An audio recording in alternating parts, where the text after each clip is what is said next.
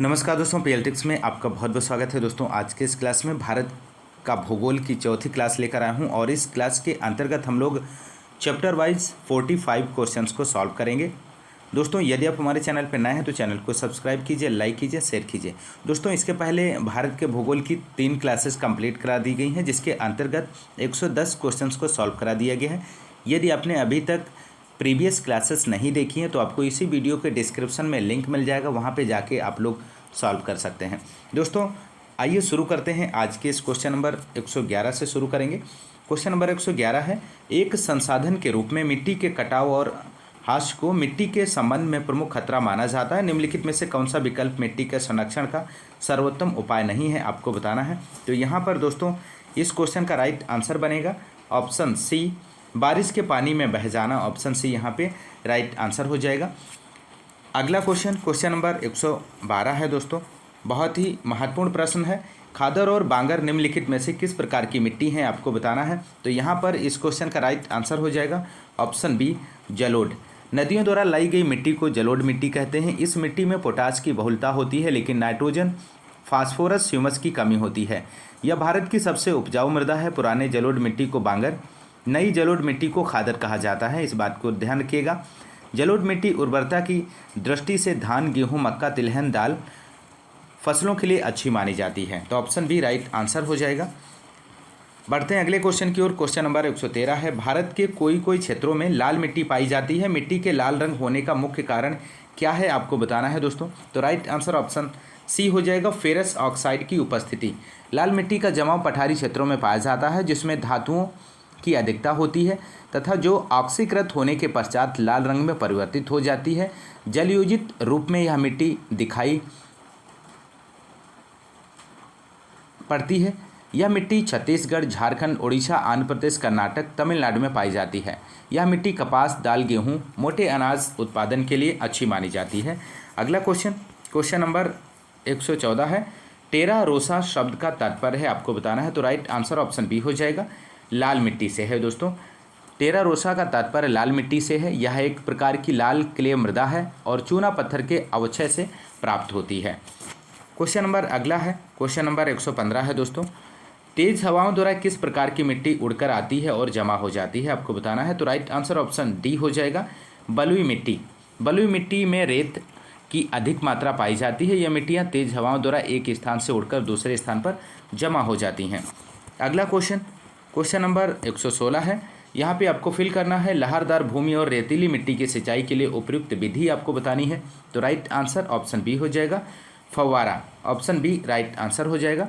लहरदार भूमि और रेतीली मिट्टी की सिंचाई के लिए फव्वारा सिंचाई विधि सबसे उपयुक्त होती है और इस विधि से सिंचाई में पानी को छिड़काव के रूप में प्रयोग किया जाता है, जिससे पानी पौधों और जमीन पर बारिश की बूंदों के रूप में पड़ता है। पानी की बचत एवं फसलों की उत्पादकता के हिसाब से सिंचाई की विधि सबसे अधिक उपयोगी मानी जाती है। महत्वपूर्ण प्रश्न है, ध्यान रखिएगा।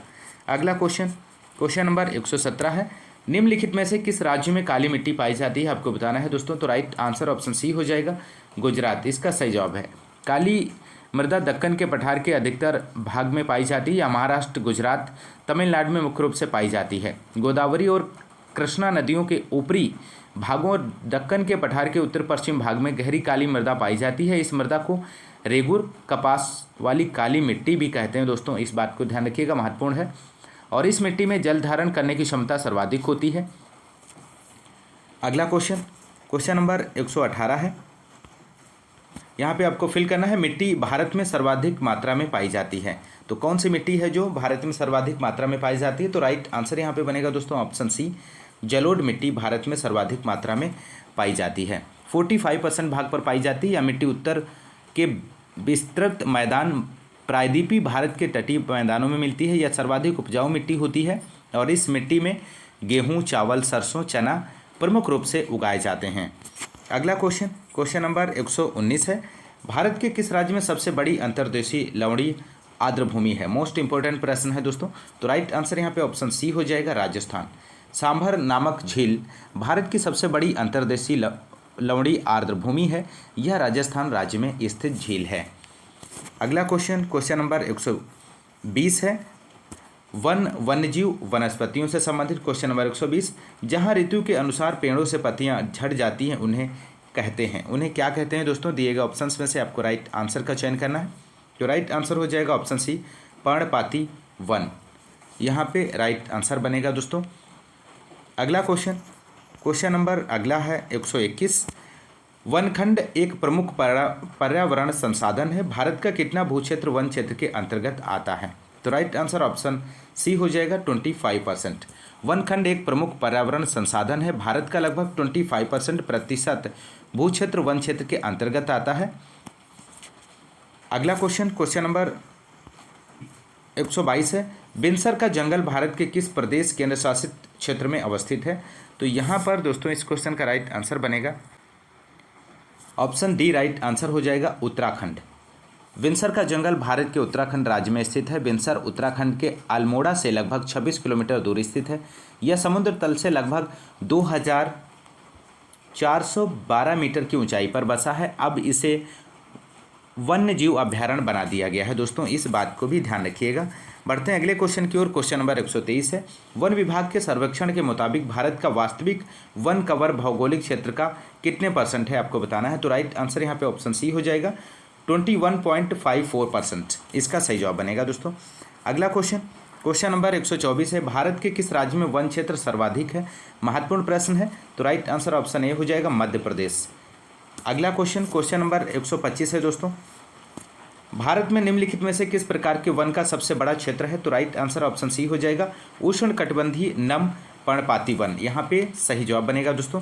अगला क्वेश्चन नंबर अगला है कृषि एवं पशुपालन से संबंधित। क्वेश्चन नंबर 126 है, किस भारतीय राज्य में एशिया का सबसे लंबा द्रुत गति परीक्षण मार्ग नट्रैक्स अनावरित हुआ है?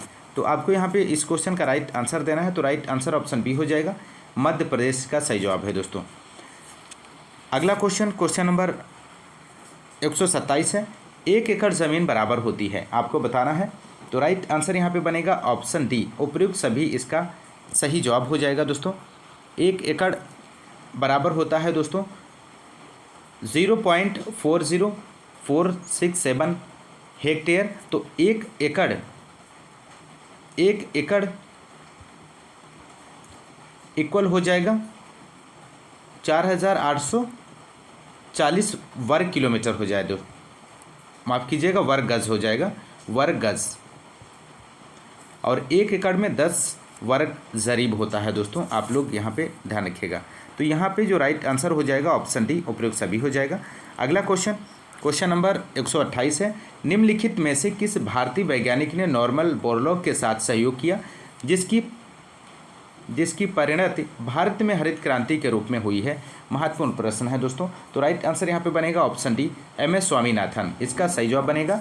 नॉर्मन बोरलॉग को विश्व हरित क्रांति के जनक के रूप में जाना जाता है, जबकि प्रोफेसर MS स्वामीनाथन को भारत के हरित क्रांति के जनक के रूप में जाना जाता है। भारत में हरित क्रांति की शुरुआत 1966 से 67 से हुई है दोस्तों। हरित क्रांति के फलस्वरूप देश के कृषि क्षेत्र में अभूतपूर्व प्रगति हुई है। आज भारत का खाद्यान्न उत्पादन हरित क्रांति के कारण ही 283 मीट्रिक टन तक पहुंच चुका है। नॉर्मन बोरलॉग को विश्व हरित क्रांति में अहम योगदान के लिए नोबेल शांति पुरस्कार से सम्मानित किया गया है दोस्तों, आप लोग ध्यान रखिएगा।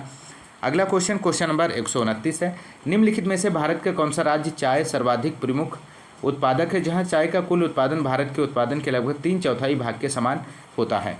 तो राइट आंसर ऑप्शन बी हो जाएगा असम और पश्चिम बंगाल, इसका सही जवाब बनेगा।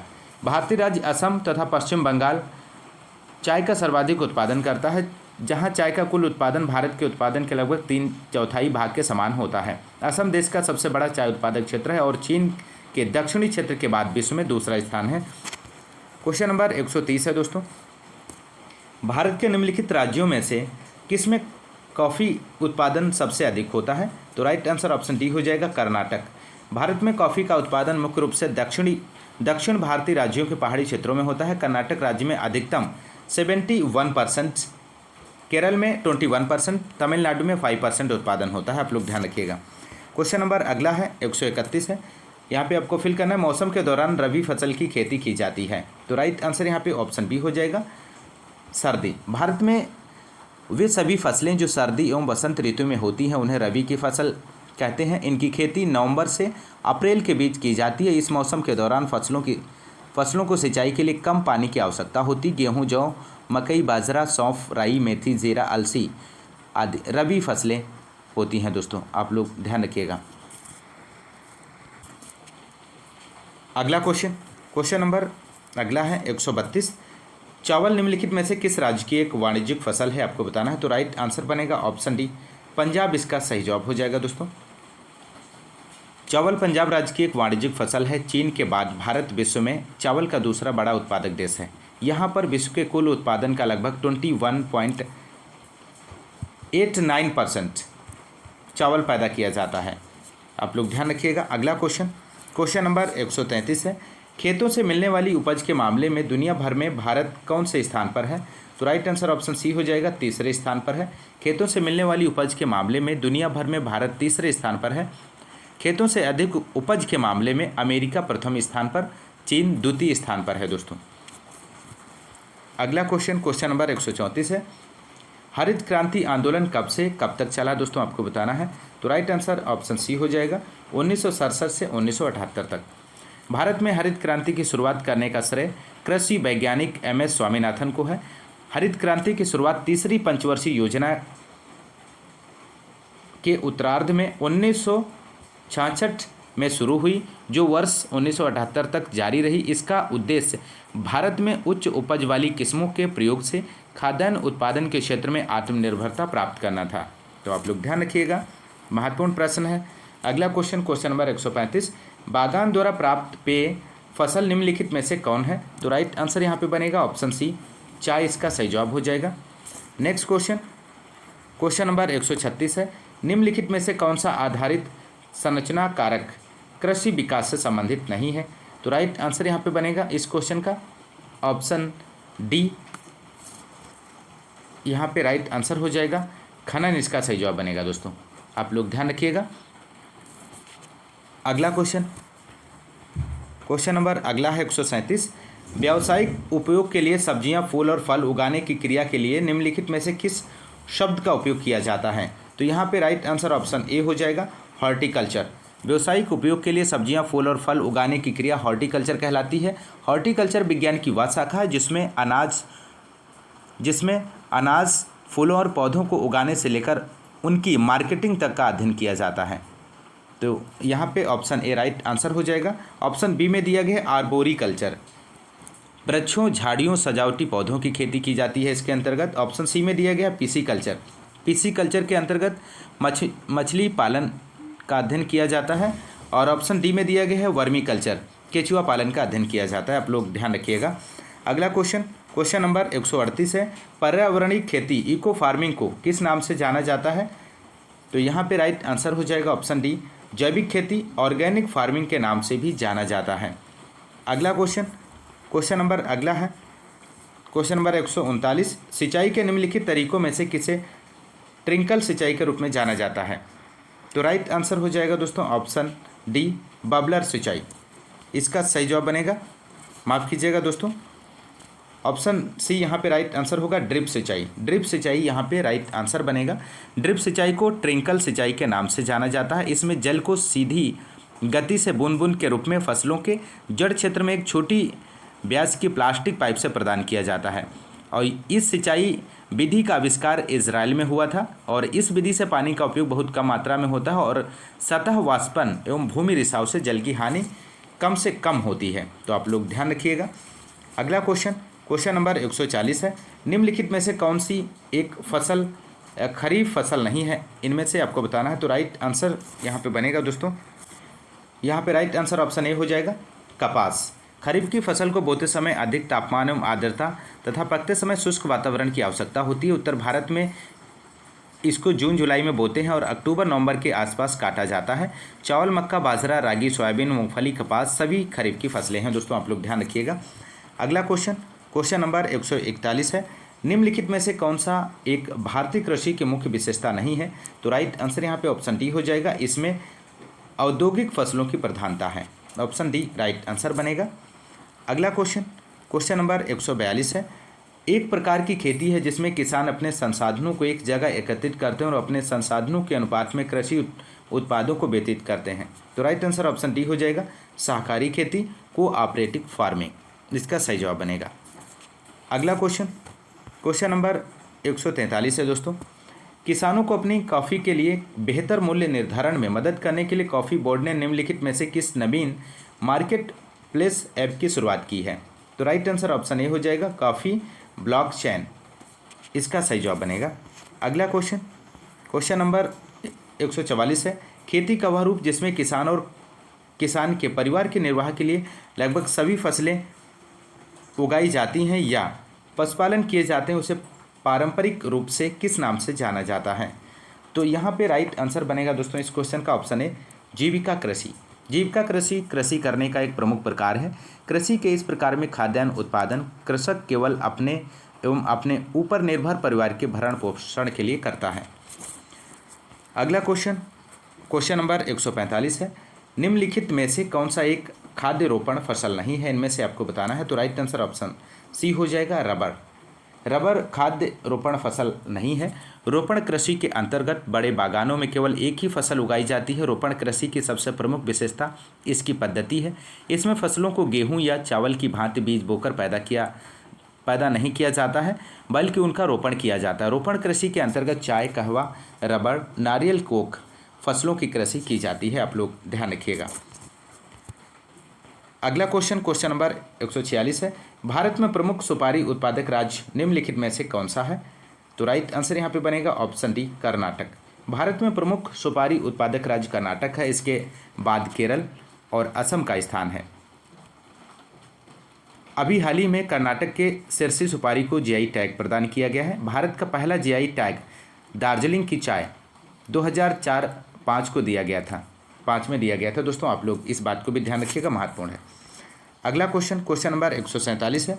निम्नलिखित में से कौन सा देश नींबू का सबसे बड़ा उत्पादक है? महत्वपूर्ण प्रश्न है। तो यहाँ पे इस क्वेश्चन का राइट आंसर ऑप्शन सी हो जाएगा, भारत। शीर्ष 5 नींबू उत्पादक देश हैं। पहला भारत, दूसरा मैक्सिको, तीसरे नंबर पे अर्जेंटीना है, चौथा चीन, 5वें नंबर पर ब्राज़ील है दोस्तों। अगला क्वेश्चन नंबर 148 है। निम्न राज्यों में से काजू का मुख्य उत्पादक है? तो राइट आंसर ऑप्शन बी हो जाएगा, महाराष्ट्र। भारत में सर्वाधिक काजू उत्पादक राज्य महाराष्ट्र, आंध्र प्रदेश, ओडिशा, केरल है दोस्तों, आप लोग ध्यान रखिएगा।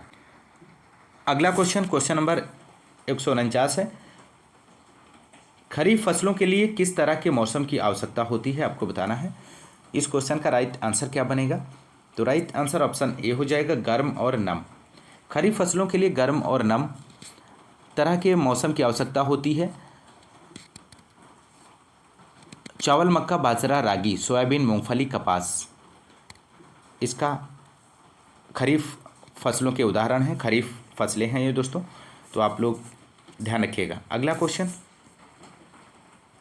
नंबर 150 है। आम की हिमसागर किस्म किस राज्य से है, आपको बताना है दोस्तों। तो राइट आंसर ऑप्शन बी हो जाएगा, पश्चिम बंगाल, इसका सही जवाब बनेगा। अगला क्वेश्चन नंबर अगला है 151। सूर्यमुखी की खेती के लिए किस प्रकार की मिट्टी सबसे अच्छी होती है? तो यहाँ पे राइट आंसर ऑप्शन ए हो जाएगा, रिगर या रेगुर मिट्टी, ऑप्शन ए राइट आंसर बनेगा दोस्तों। अगला क्वेश्चन नंबर 152 है। हिमाचल प्रदेश आम की कौन सी किस्म की पैदावार के लिए प्रसिद्ध है? तो राइट आंसर ऑप्शन सी हो जाएगा, चौसा इसका सही जवाब बनेगा दोस्तों। हिमाचल प्रदेश में आम की केवल 4 प्रजातियों की पैदावार होती है। ये 4 प्रजातियां हैं, मालदा, बॉम्बे ग्रीन, दशहरी, लंगड़ा, चौसा, ध्यान रखिएगा। अगला क्वेश्चन नंबर 153 है। भारत दुनिया में सबसे बड़ा फल उत्पादक है? तो राइट आंसर ऑप्शन ए हो जाएगा, दूसरा है।